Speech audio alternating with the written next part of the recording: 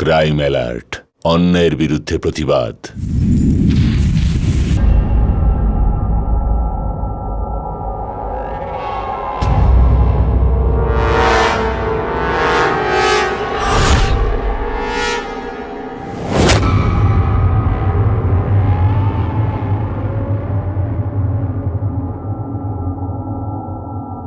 আজ তো উৎসব হবে বাবা, জমিয়ে মদ খাবো। কি বলো দাদা? উৎসব তো হবেই সতীশ, নিশ্চয়ই হবে, কিন্তু যদি ভাইপো হয় তবেই। যদি মেয়ে হয় না তাহলে এই আনন্দকে তাণ্ডবে বদলে দেব আমি। এই দুধে চুবিয়ে মারবো ওকে, আর ভগবানের কাছে ক্ষমা চাইবো, কিন্তু আমাদের আঙিনায় যেন মেয়ে না জন্মায়।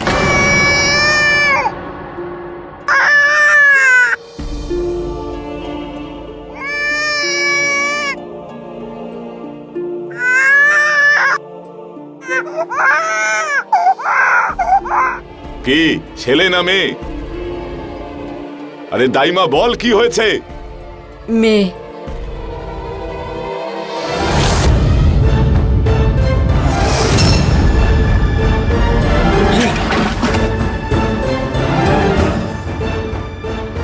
তুই যা।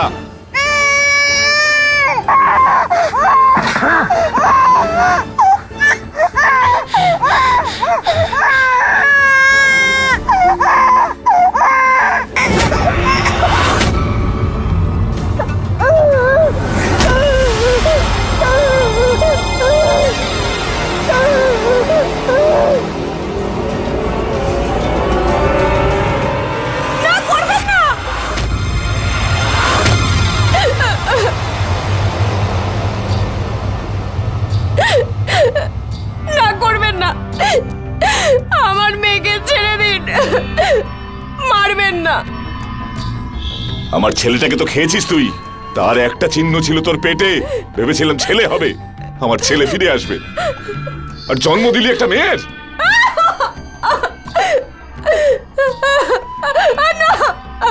ডুবিয়ে দাও বাবা।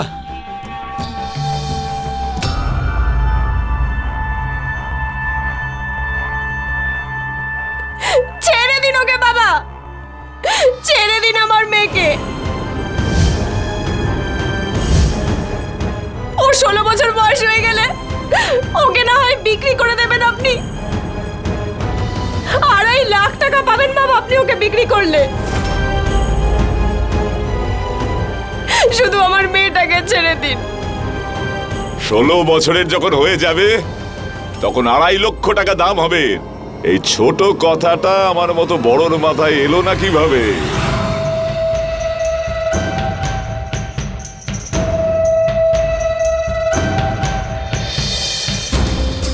আমাদের 2.5 লক্ষ টাকার মেয়ে। মা, কি হয়েছে তোমার? কি হয়েছে মা? মা, কিছু হয়নি।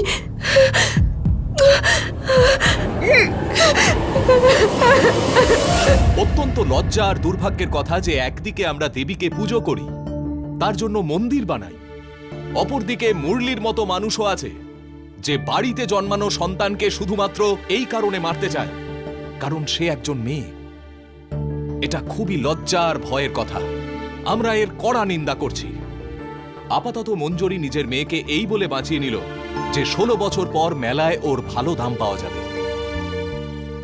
কিন্তু ও কোন মেলার কথা বলছিল? আসলে কি হয় এই মেলায়? নমস্কার, আমি গিরিশ জৈন। ক্রাইম অ্যালার্টের এই ঘটনাকে বিস্তারিতভাবে দেখার আগে আমরা আপনাদের একটা অদ্ভুত প্রথা নিয়ে কিছু বলতে চাই। যেভাবে বড় শহরে আজকাল লিভ ইন কালচার মান্যতা পেয়েছে, যেখানে বিয়ে না করেই নিজেদের ইচ্ছায় দুজন মানুষ একসঙ্গে নিজেদের জীবন কাটায়, আসলে সেটা আজকের নয়, বরং এই প্রথা 100 বছরেরও আগে থেকে চলে আসছে। আর এই প্রথাও প্রায় সেরকমই, যা রাজস্থান, গুজরাট, মধ্যপ্রদেশ আর হরিয়ানার কিছু গ্রামে এখনো চলে। সেরকম মানুষেরা যাদের ডিভোর্স হয়ে গেছে বা যাদের জীবনসঙ্গীদের মৃত্যু ঘটেছে, তারা এই সম্পর্কের মাধ্যমে একে অপরের সঙ্গে সম্পর্ক তৈরি করে আর নিজেদের সহমতেই বিয়ে না করেও একসঙ্গে থাকেন। বন্ধুরা, আমরা এখানে কোনো প্রথা নিয়ে প্রশ্ন তুলছি না, বরং এই গল্পের মাধ্যমে প্রশ্ন তুলছি অপরাধের বিরুদ্ধে। মঞ্জুরির মেয়ে এখন 16 বছরের হয়ে গেছিল, আর এক সময় যে কারণে তার মেয়ে প্রাণে বেঁচে গিয়েছিল, আজ সেই কারণেই ওর মেয়ের জীবন অন্ধকারে ডুবতে চলেছিল। এবার কি করবে মঞ্জুরি? চলুন দেখি।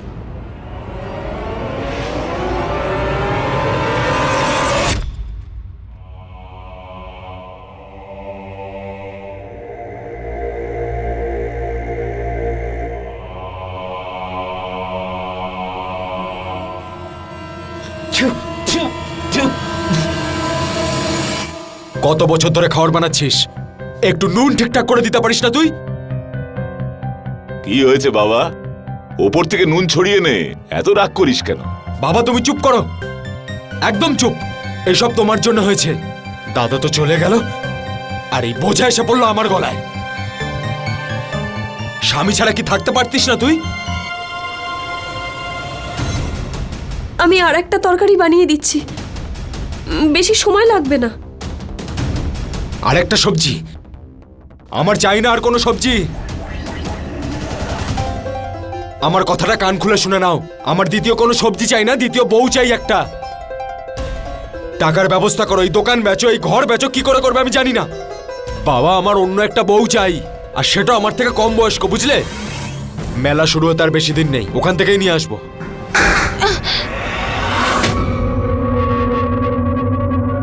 চোখের মাথা খেয়েছিস নাকি তুই? এ মেয়ে তো নয়, শুধুমাত্র ক্ষতি করার জন্যই জন্মেছে। এই ব্যাগ নিয়ে কোথায় যাচ্ছিস তুই? বাবা স্কুলে যাচ্ছি। চুপ, কোনো প্রয়োজন নেই স্কুলে যাওয়ার, ভেতরে যা। অনেক হয়েছে তো স্কুলের পড়াশোনা, আর অনেক বড় কালেক্টর হয়ে গেছিস। আর তুই কান খুলে শুনে রাখ, ওকে বাড়ির কাজ ভালো করে শেখা। ভেতরে যা। আমি আপনাদের কাছে হাত জোর করছি, ওকে লেখাপড়া করতে দিন। সামনেই ওর স্কুলের পরীক্ষা আছে। মেয়েটা একটু লেখাপড়া শিখলে সমাজে ওকে সবাই মান সম্মান দেবে। ওকে স্কুলে যেতে দিন। আমি বলছি না যে স্কুলে যাওয়ার কোনো প্রয়োজন নেই, মানে নেই। আবার রাগ করে? আরে মেলা আসতে তো আর 1 মাস বাকি, তারপরেই তো মেয়েটা বিক্রি হয়ে যাবে। যেতে দে ওকে স্কুলে, দেখবি মেলায় অনেক বেশি দাম পাবি। আর শোন, ওর মাটাকেও বেঁচে দিবি। তোদের দুজনের জন্য নতুন মেয়ে আনবো আমি, আর আমাদের টাকাও বেঁচে যাবে। কথাটা তো তুমি ঠিকই বলেছো বাবা। এমনিতেই তো চাষবাস কিছুই হচ্ছে না, সবকিছুই মন্দা চলছে। এদের দুজনকে বেচে ভালো টাকা পাওয়া যাবে। এসব কি বলছেন? আমি হাত জোর করছি, আমি বাড়ি বাড়ি গিয়ে কাজ করব, জমিতেও কাজ করব।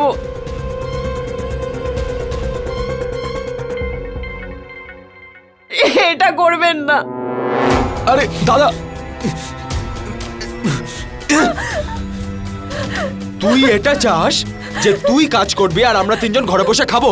হ্যাঁ, একটা কথা কান খুলে শুনে রাখ, আমি যেটা চাই সেটাই হবে, না হলে তোকে মেরেই ফেলবো, বুঝলি? মা, আরে দাদা, মা ওঠো মা। আমি ঠিক আছি, ঠিক আছে। তুই চ আমার সাথে, এসব থাক, তুই চ।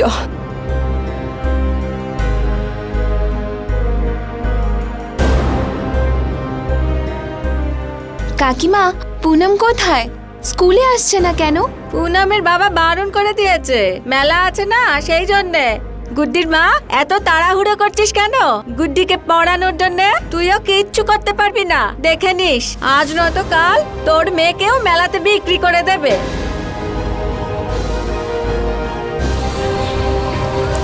দেখো মা, হোমওয়ার্কটা টাইম মতন শেষ করে নিও। আমি চাই তুমি এই বছরের এক্সামে প্রথম হও, বুঝেছ? নমস্কার। আপনি তো রোজ সময় মতন আসেন, গুড্ডিকে প্রতিদিন সময় মতন ছাড়তেও আসেন, আবার নিয়েও যান। যে গ্রামে মেয়েদের সংখ্যা দিন দিন কমে যাচ্ছে, সেখানে আপনার মেয়ে পড়াশুনোয় খুব ভালো, পড়াশুনোয় ছেলেদের থেকে এগিয়ে যাচ্ছে। এমনিতে আমার মেয়ে ছোট থেকেই বুদ্ধিমান। কিন্তু এখন আর বেশি দিন স্কুলে আসতে পারবে না। কেন কি হয়েছেটা কি? এত ভালো মেয়েও, সামনে ফাইনাল পরীক্ষা আছে, এভাবে পড়াশুনো বন্ধ করে দিলে খুব ভুল করবেন আপনি। মাস্টারমশাই, এই গ্রামে তো মেয়েদের জন্ম নেওয়াটাই ভুল। আর এই অবস্থায় দাঁড়িয়ে কি ঠিক কি ভুল সেটা আমি কিছুতেই বুঝতে পারি না। মেয়েরা যেন ছেলেদের শুধু হাতের পুতুল। ছেলেরা যদি বলে ওঠ তাহলে উঠবে, ছেলেরা যদি বলে বস তাহলে বসবে, ছেলেরা যদি বলে নাচো নাচতে হবে।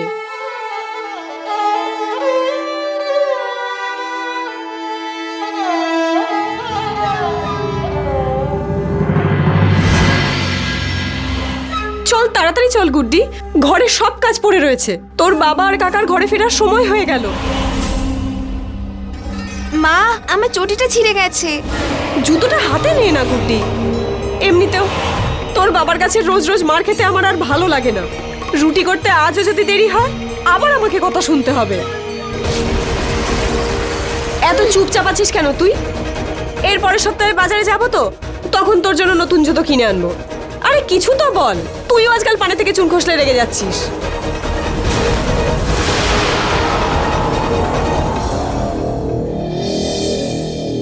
গুড্ডি, গুড্ডি, গুড্ডি, গুড্ডি, গুড্ডি,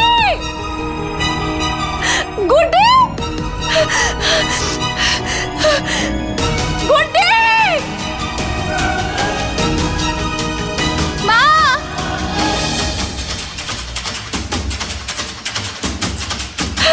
গুড্ডি, গুড্ডি, গুড্ডি, গুড্ডি, ছাড় আমার মেয়েকে, ছাড়। চল যা এখান থেকে। যদি কাউকে কিছু বলেছিস তাহলে গলা টিপে মেরে ফেলবো তোর মেয়ের।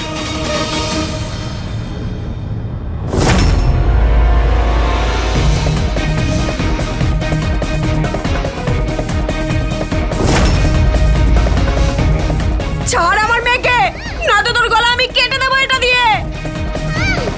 ছাড়।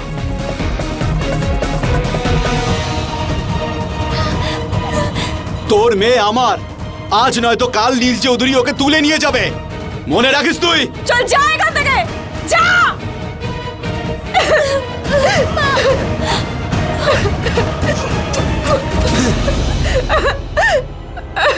এই সব তোর জন্য হয়েছে। আজকের পর কোনো প্রয়োজন নেই ওকে স্কুলে পাঠানোর। আরে গ্রামে এমনিতেই মেয়েদের অভাব রয়েছে, যদি খারাপ কিছু হয়ে যেত তাহলে? তুই কি সেটা জানিস না যে ওই মেলাতে কুমারী মেয়েদের জন্য বেশি টাকা পাওয়া যায়? আমি কি ভুল করেছি? ভুল তো ওই চৌধুরী করেছে। তার শাস্তি আমাকে আর আমার মেয়েকে কেন দেওয়া হচ্ছে? মুখে মুখে তর্ক করছিস? বৌদি, বাড়ির মেয়ে বাইরে বেরোলে কোনো না কোনো গন্ডগোল তো হবেই। আর এমনিতেও চৌধুরী পরিবারের সামনে আমাদের কোনো যোগ্যতাই নেই, আমরা কেউ দাঁড়াতে পারবো না ওদের সামনে। আর তাই চুপচাপ বাড়িতে থাকো আর ওকে রান্না বান্না শেখাও, বুঝেছো? এমনি এমনি কেন ওদের ছেড়ে দেবো? গরিব হতে পারি, দুর্বল নই। ওই অনিল চৌধুরীকে তো আমি কিছুতেই ছাড়বো না। এদেরকে ভেতরে নিয়ে যা। হ্যাঁ দাদা, এদের যেন দেখতে না পাই আমি। চলো তুইও চল।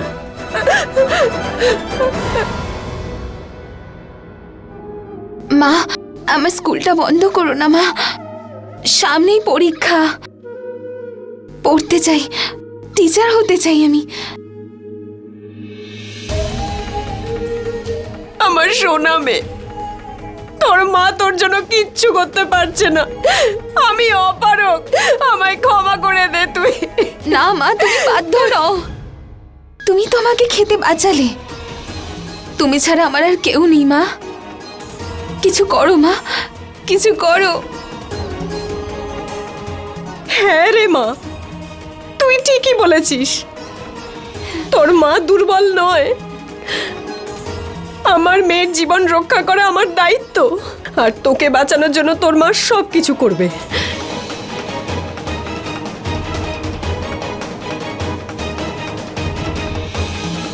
এবার আমায় সেটাও করতে হবে যা আমি আজ পর্যন্ত করতে ভয় পেতাম। একটা 16 বছরের বাচ্চা মেয়ের সঙ্গে একটা 35 বছরের মানুষ কিভাবে এই নোংরা ব্যবহার করতে পারে? বন্ধুরা, এটা কোনো সাধারণ ঘটনা নয়। এরকম ঘটনা আমাদের চরিত্রের সঙ্গেই আমাদের সংস্কারের ওপরেও প্রশ্ন তুলে দেয়। বর্তমান পরিসংখ্যান অনুযায়ী দেশে মহিলাদের সংখ্যা পুরুষদের তুলনায় অনেক কমে যাচ্ছে। যদি এরকমই চলতে থাকে তাহলে মহিলাদের ওপর হওয়া অপরাধ কমবে না, বরং ক্রমশ বাড়তে থাকবে।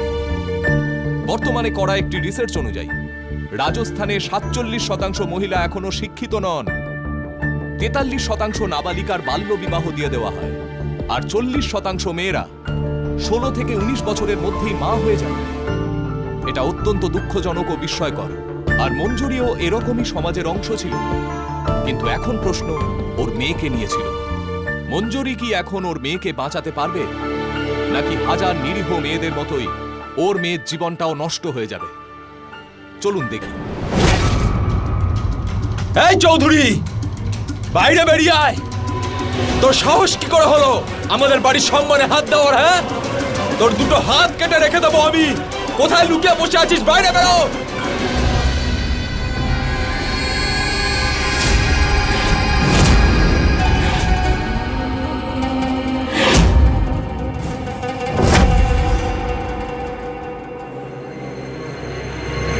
কি হয়েছে রে রাজারাম? হ্যাঁ, তোর মাথা ঠিক আছে তো? আমার বাড়ির সামনে তুই এত উঁচু গলায় কথা বলছিস? গ্রামের লোকেরা যখন আমার বাড়ির সামনে দিয়ে যায় না, তখন আমার সম্মানে নিজের জুতো হাতে তুলে নেয় আর খালি পায়ে যায়, আর তুই কি না? দেখুন, আমি কিন্তু আপনাকে অনেক সম্মান করি, কিন্তু আপনার ছেলে আমার বাড়ির সম্মানে হাত দিয়েছে। আজ ওর হাতটা কেটেই ফেলবো আমি। সাবধান! কোথা থেকে ধার করিয়েছিস তুই হাসুলিতে যে আমার ছেলের হাত কাটবি? পাগল তুই? আমাদের ছোট বাবুর গায়ে হাত লাগানোর আগে না তোকে শ্মশানে পাঠিয়ে দেবো। দাদা, চলো আমরা বাড়ি যাই। দাদা, শহরে যাব, থানায় গিয়ে অভিযোগ করব তোমাদের নামে।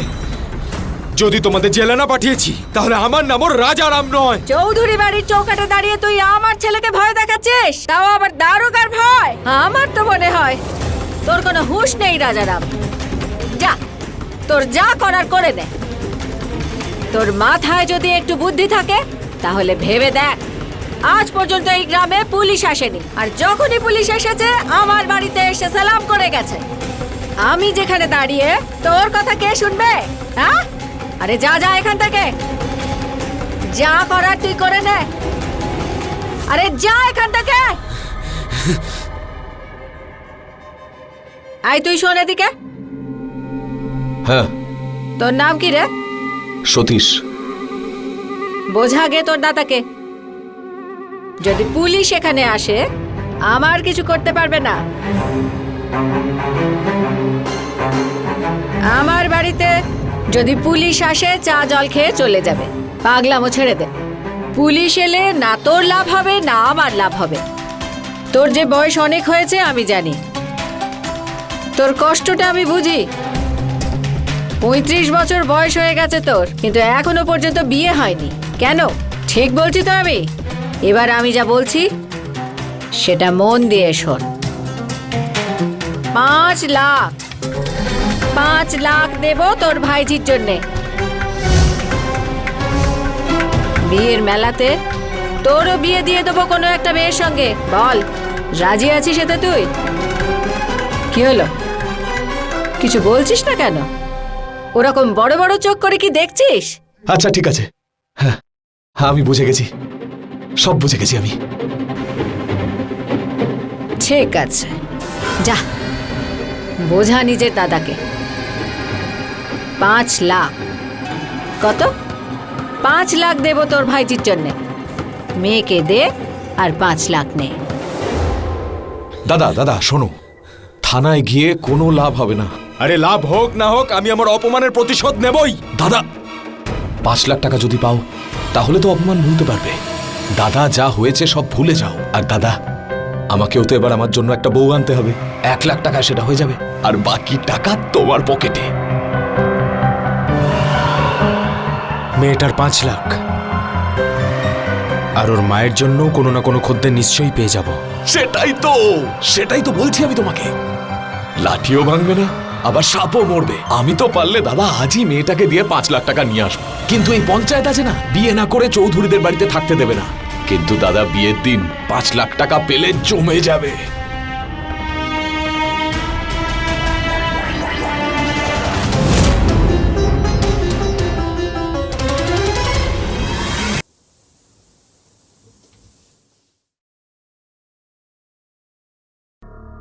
কি হলো, আজ খাবার বানাতে হবে না বৌদি? আজ কি সবাইকে না খাইয়ে মারবে নাকি? রান্না করব তো। হ্যাঁ তো বানাও না তাড়াতাড়ি, বাবার খুব জোর খিদে পেয়েছে। হ্যাঁ এই যাই। হ্যাঁ একটু তাড়াতাড়ি করো। হ্যাঁ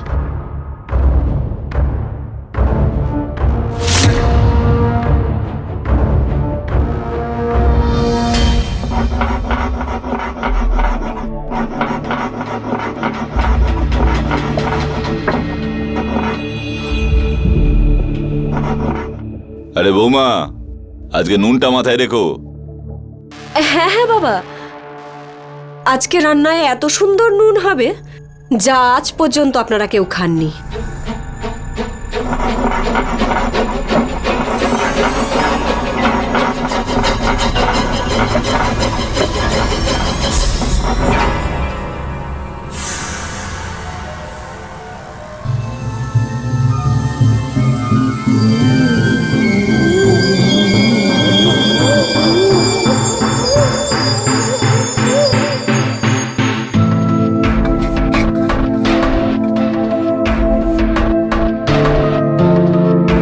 কি ব্যাপার বৌদি, খাবার বানাতে আজ একটু বেশি সময় লাগছে? এই তো হয়ে গেছে, এক্ষুনি খেতে দিচ্ছি। ঠিক আছে।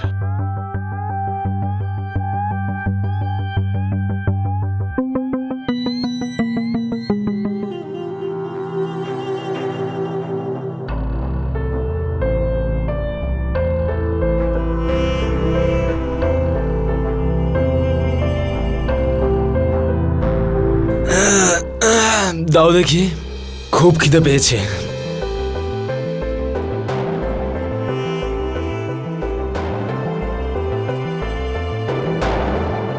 আমারও তো খুব খিদে পেয়েছে। আরে তোর যদি খুব খিদে পেয়ে থাকে তাহলে চলে আয়, আজ আমাদের সাথে বসে খা। চলে আয়, আজ না হয় একসাথেই খাবো। দাঁড়া না তুই, আমি তোকে পরে খাবার দিচ্ছি। ও পরে খাবে, ঠিক আছে? কেন? হ্যাঁ, আজ ও আমাদের সাথে খাবে, তাছাড়াও কিছুদিনের মধ্যে তো চলেই যাবে। আয় মা, বসে যা, বস বস বস। আরে বস, খেয়ে নে। দাঁড়া গুড্ডি, এখন খাবার না খেলে কি মরে যাবি নাকি? হ্যাঁ, যা যা ভেতরে যা, তুই আমার সঙ্গে পরে খাবার খেয়ে নিস, ঠিক আছে? যা।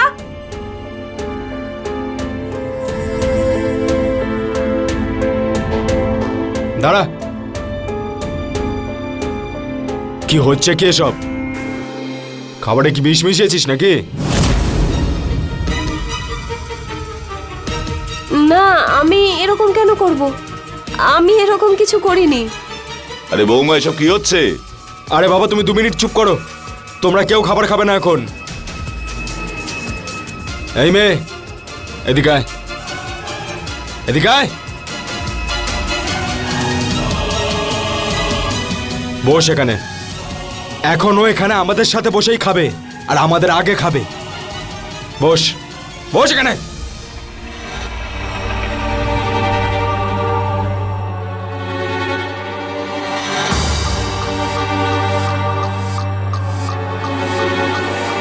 খা।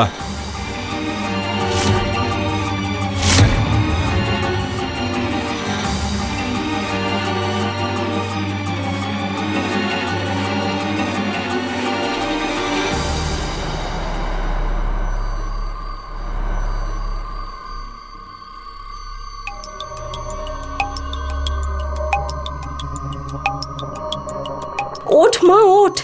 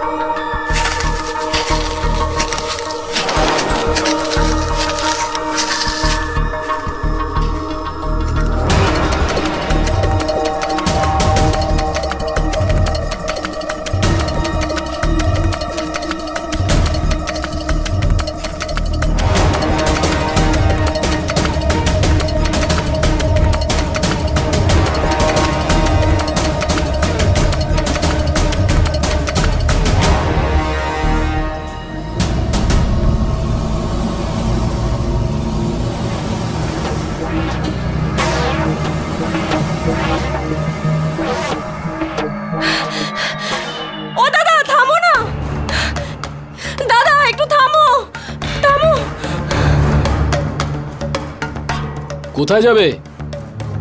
বলছি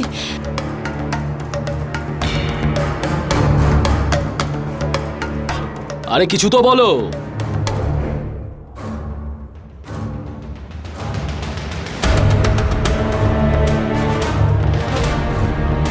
আরে কোথায় যাবে বলো না।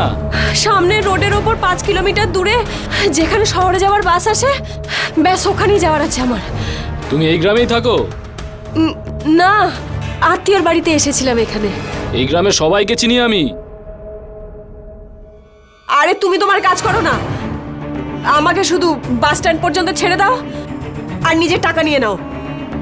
জিজ্ঞাসাবাদের শেষ নেই। চলো।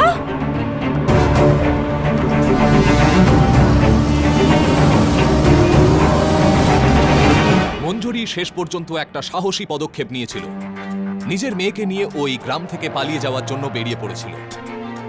কিন্তু ওর নেওয়া এই পদক্ষেপ কি ওকে সমস্ত সমস্যা থেকে মুক্তি দেবে, নাকি প্রত্যেকবারের মতো এবারেও ও পরিস্থিতির কাছে মাথা নত করতে বাধ্য হবে? মঞ্জুরির লড়াই আপনজনেদের সঙ্গে, ওর ভয় ছিল নিজের লোকেদেরই। এরকম অবস্থায় কি মোড় নিতে চলেছিল মঞ্জুরি আর গুড্ডির জীবন? সত্যিই কি সব সমস্যা থেকে মুক্ত হয়ে ও স্বাধীন হতে পারল? চলুন দেখি।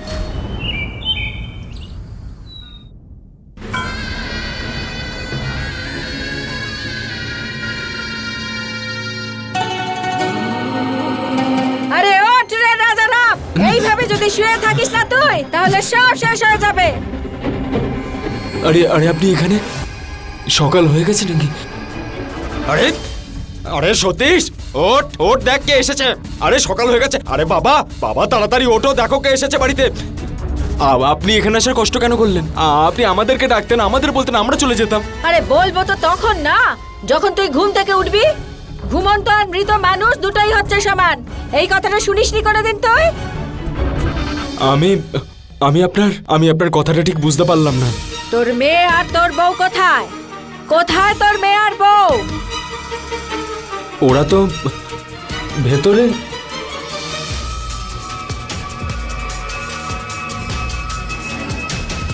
আরে আরে আমি তো সর্বশান্ত হয়ে গেলাম।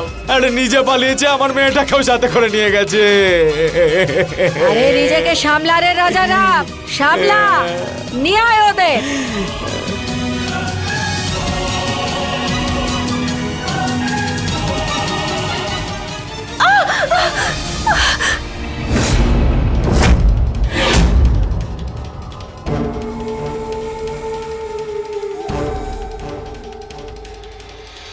এদের দুজনকে তুই কোথা থেকে পেলি?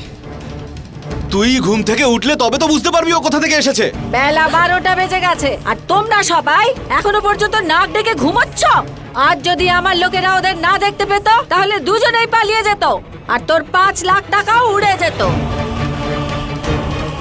এবার বুঝেছি, তুই আমাদের খাবারের ঘুমের ওষুধ মিশিয়েছিস, যাতে আমরা বেহুশ হয়ে ঘুমোতে থাকি আর তুই মেয়েটাকে নিয়ে পালাতে পারিস। এবার তোকে বোঝাবো বিশ্বাসঘাতকতার শাস্তি কি। তোর হাত যদি না ভেঙে দিই না, তাহলে আমার নামও রাজারাম নয়।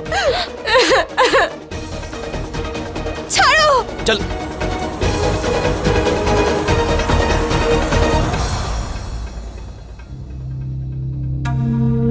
এই উপকারের জন্য অনেক অনেক ধন্যবাদ আপনাকে। আর শোন, তোর বউ যে তোর মেয়েকে নিয়ে পালাচ্ছে, আমাদের উপরে যেন কোনো দায় না আসে। তাড়াতাড়ি তোর মেয়েকে পাঠিয়ে দে বাড়িতে। ফালতু কথা বলিস না অনিল। বিয়ে না হওয়া পর্যন্ত গ্রামের কোনো লোক কোনো মেয়ের সঙ্গে থাকতে পারে না। এটা আমাদের গ্রামের আর পঞ্চায়েতের নিয়ম, ভুলে গেলি? উনি তো ঠিকই বলছেন অনিল। মেলাতে বিয়ে না হওয়া পর্যন্ত গ্রামের কোনো প্রধান আমার মেয়েকে তোমার সাথে থাকার অনুমতি দেবে না। পরশুদিন ওই মেলা হবে, ততক্ষণ পর্যন্ত মেয়েকে সামলে রাখ। 5 লাখ পাবি ওর জন্য। শুনে রাখ, এটা আমি কথা দিয়েছি। তোর মেয়ের বিয়ে আমার ছেলের সাথেই হবে, মানে আমার অনিলের সাথে। আমার আপনার কথা মনে আছে। পরশুদিন মেলাতে আমাদের মেয়ে যাবে আপনাদের সাথে, আর আপনাদের 5 লাখ টাকা আসবে আমাদের কাছে।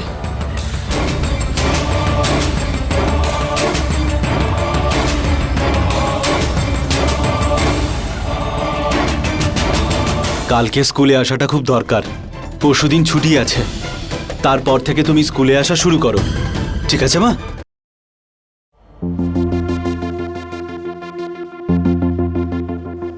ও দাদা, কে আপনি? কিছু না বলে কোথায় ঢুকে পড়ছো? আমি গুড্ডির মাস্টার, স্কুলে পড়াই ওকে। অনেকদিন হলো গুড্ডি স্কুলে আসছে না, তাই বাড়িতে এলাম খবর নিতে। কোথায় গুড্ডি? দেখুন মাস্টার মশাই, যে রাস্তা দিয়ে এসেছো না সেদিকেই আবার ফিরে যাও। আমরা গুড্ডিকে আর পড়াবো না, আমরা সিদ্ধান্ত নিয়ে নিয়েছি। যাও এবার যাও। কিন্তু কেন? আমি দেখা করবো ওর সাথে। কোথায় ও? আরে অদ্ভুত লোক তো, আমি তো একবার বললাম যে দেখা হবে না গুড্ডির সাথে। যাও এখান থেকে। দেখো, আমি গুড্ডির সাথে দেখা করতে চাই। যদি তুমি দেখা করতে না দাও, সরকারি কর্মচারী আমি একবার বললেই পুলিশ চলে আসবে। আমি এটা দেখতে চাই যে গুড্ডি ভালো আছে না নেই। আরে ভাই, অদ্ভুত লোক এটা। আরে তুই কি বুঝতে পারছিস না? স্যার, আমরা কি ওর শত্রু নাকি? গুড্ডি ঠিকই আছে। আর দাদা, দেখা করতে দাও না, উনি নিশ্চিন্ত হবেন, বুঝতে পারছো না? যাও, দেখা করাচ্ছি তোমার গুড্ডির সাথে।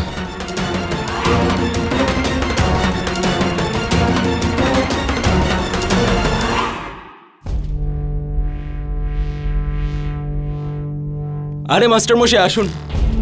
আরে গুড্ডিমা, তোমার মাস্টার মশাই এসছেন। ওনাকে বলো যে সবকিছু ঠিক আছে, বুঝলে? মাস্টার মশাই দেখে নিন কেমন আছে। গুড্ডি মা, তুমি ঠিক আছো তো? তোমার কোনো অসুবিধা হচ্ছে না তো? তোমাকে কেউ কষ্ট দিচ্ছে?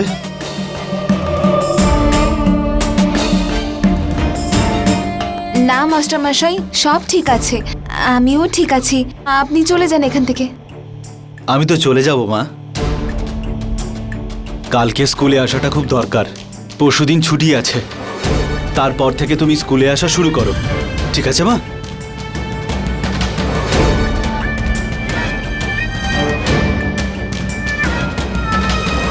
মাস্টার মশাই, এবার যাওয়া যাক। হ্যাঁ, আসি।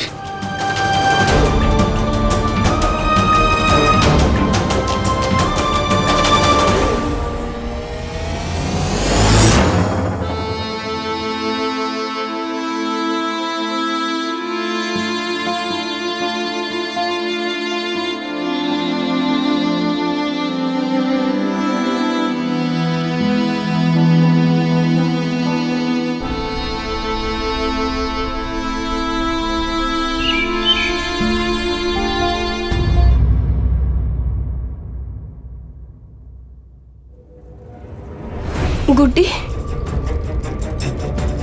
গুড্ডি,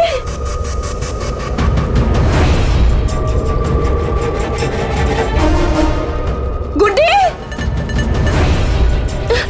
গুড্ডি, গুড্ডি, দরজা খোলো। গুড্ডি, কোথায় নিয়ে গেল আমার মেয়েকে? গুড্ডি, দরজা খোলো। কোথায় নিয়ে গেল? গুড্ডি, গুড্ডি,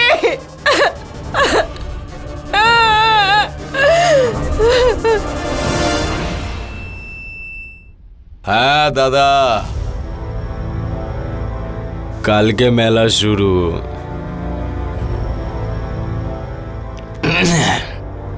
কাল আমাদের যে মেয়েটা না, ওই চৌধুরী বাড়িতে চলে যাবে আর 5 লাখ টাকা চলে আসবে আমাদের এখানে। এই কথাটা তো ঠিক বলেছো দাদা, ভালো করেছো যে মেয়েটাকে লুকিয়ে ফেলেছো তুমি।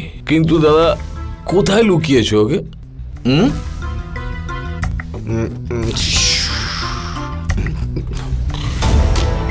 আমি মেয়েটাকে এমন জায়গায় লুকিয়েছি, না তো মেয়েটা একা পালাতে পারবে আর না তো ওর মা ওকে নিয়ে পালিয়ে যেতে পারবে। ভাই, ও শুধু মেয়ে নয়, ও 5 লাখ টাকার বান্ডিল, বুঝলি? পুরো বান্ডিল। শুধু মেলাতে ও বিক্রি হয়ে যাক আর 5 লাখ আমাদের কাছে চলে আসুক, তারপরে সমস্ত চিন্তা, সমস্ত ঝামেলা সব শেষ।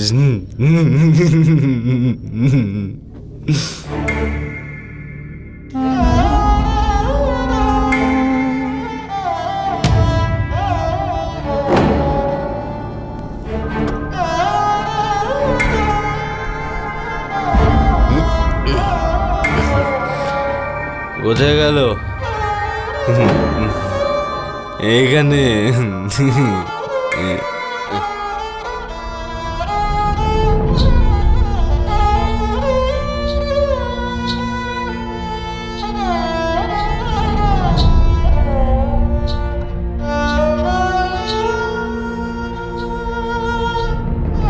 ও সোনা, কালকে তো তুমি চলে যাবে মেলায় বিক্রি হতে। আজ তো আমার মনোরঞ্জন করো।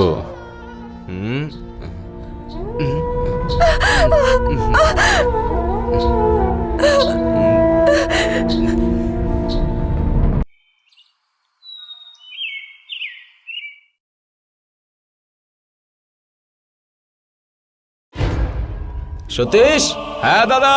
তাড়াতাড়ি কর, মেলাতে যেতে হবে তো মেয়েটাকে নিয়ে। মেয়ের মা কি আমাদের সঙ্গে যাবে না নাকি?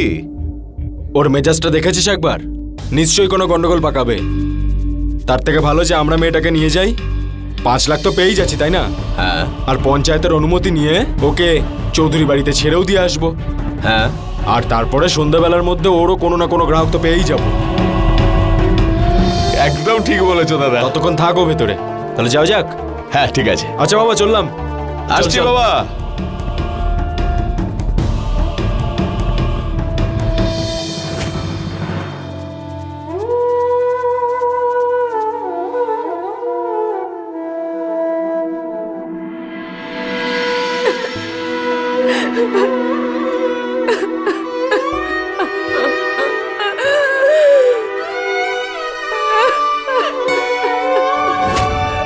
সামনেই পরীক্ষা, পড়তে চাই, টিচার হতে চাই আমি।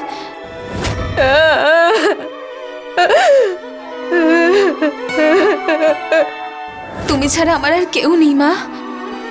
কিছু করো মা, কিছু করো।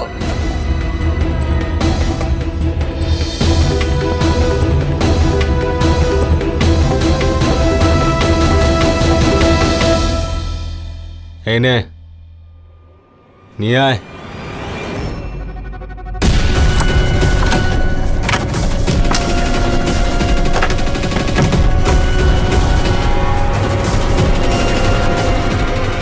ছেড়ে দাও আমাকে, আমি যেতে চাই না।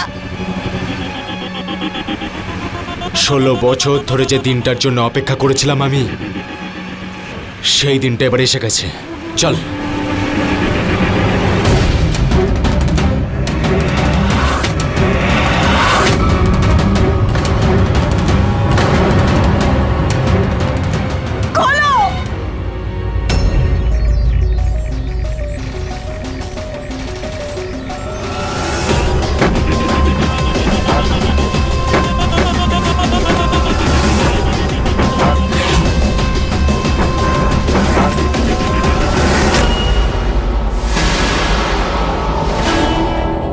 এই বাইরে যাচ্ছ কোথায়?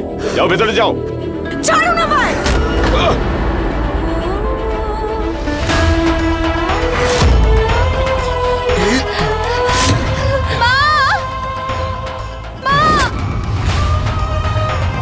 আরে ওদিকে কোথায় যাচ্ছ? কোথায়? ওই ওই মাস্টার মশাই, উনি কোথায় গেছেন? মাস্টারমশাই তো বাইরে গেছেন কোনো কাজে।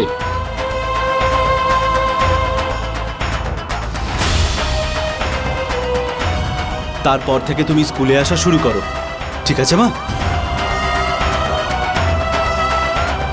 দাদা, এটা একটু দেখে বলুন না, এতে কি লেখা আছে?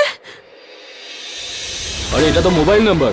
দাদা, আপনার কাছে তো ফোন আছে, এই নাম্বারটা একটু ধরিয়ে দিন না। ফালতু টাকা নেই আমার। দাদা, আরে বললাম না আমার ফোনে টাকা নেই। দাদা শুনুন না, এই নাম্বারটাতে একটু ফোন করুন না। হ্যালো, ফোনটা হ্যাঁ, একটু বল, করে বল। দিন না।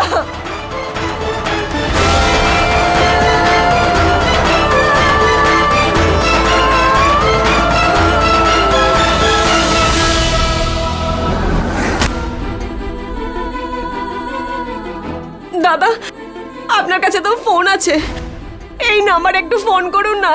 আমার মেয়ের জীবন মৃত্যুর ব্যাপার এটা। আপনি যদি এই নাম্বারে ফোন করে দেন আমার মেয়েটার জীবন বেঁচে যাবে দাদা।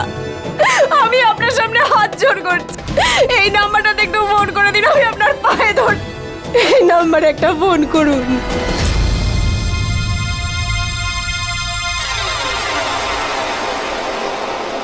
নাঙ্কু আর নীলম, হাত দাও।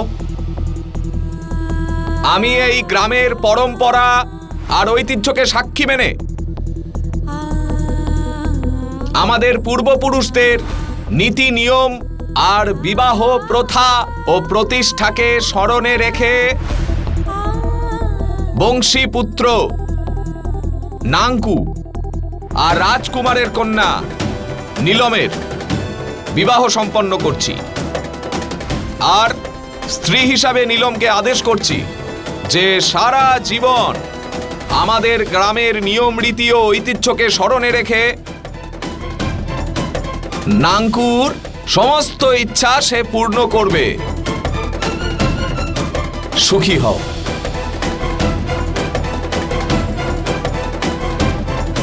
কুমার অনিল আর গুড্ডি,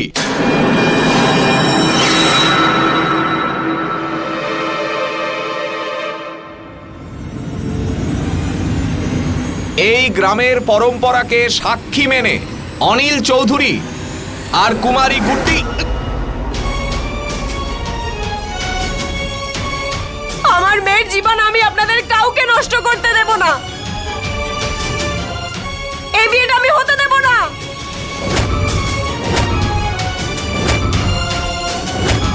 তোর এত বড় সাহস, পঞ্চায়েতের সামনে পরম্পরা আর প্রথাকে নিয়ে প্রশ্ন তুলছিস তুই? প্রশ্ন তো তুলেই ফেলেছেন উনি, আর এর শাস্তি উনি এই পঞ্চায়েতে এখানেই পাবেন। আমাদের নিয়ম রীতির যে বিরোধিতা করে আমরা তাকে ছাড়ব না।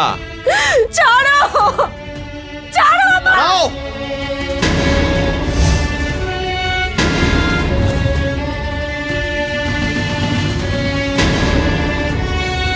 ইন্সপেক্টর বাবু, এরা সবাই মিলে যে এই নাবালিকা বাচ্চা মেয়েটাকে অন্যের হাতে বেচে দিচ্ছে। তুই মাঝখানে কোথা থেকে এলি? তোর হাত থেকে এই মেয়েটাকে আমি বাঁচাতে এসেছি রাজারাম।